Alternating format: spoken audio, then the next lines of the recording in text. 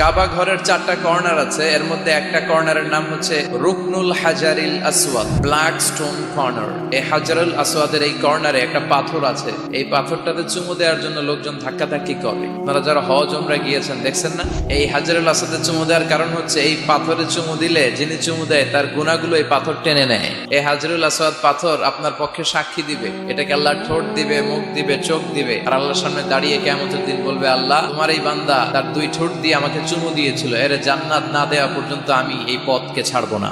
হাজরুল আসওয়াদের corner আর কাবা ঘরের দরজা এর মাঝখানে একটা জায়গা আছে, এই জায়গাটার নাম মুলতাজাম। এই জায়গাটাতে লেগে থেকে দোয়া চাওয়া, দোয়া করাটা সুন্নাহ। এই মুলতাজামে দাঁড়িয়ে হাত লাগিয়ে বুক লাগিয়ে দোয়া করলে এই দোয়া আল্লাহ ফিরিয়ে দেয়।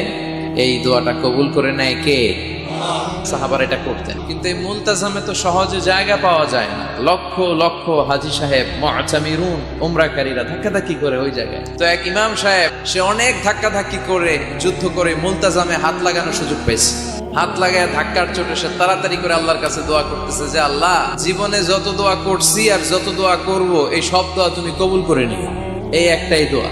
He work smart, say smartly কাজ করেছে। ইট ডাজন্ট ওয়ার্ক হার্ড, সে কষ্ট করে ওদিকে ধাক্কাধাক্কির মধ্যে, আল্লাহ আমারে গাড়ি দাও, বাড়ি দাও, নারী দাও, এটা লাগবে ওটা লাগবে, আমার অসুস্থতা, আমার শাশুড়ি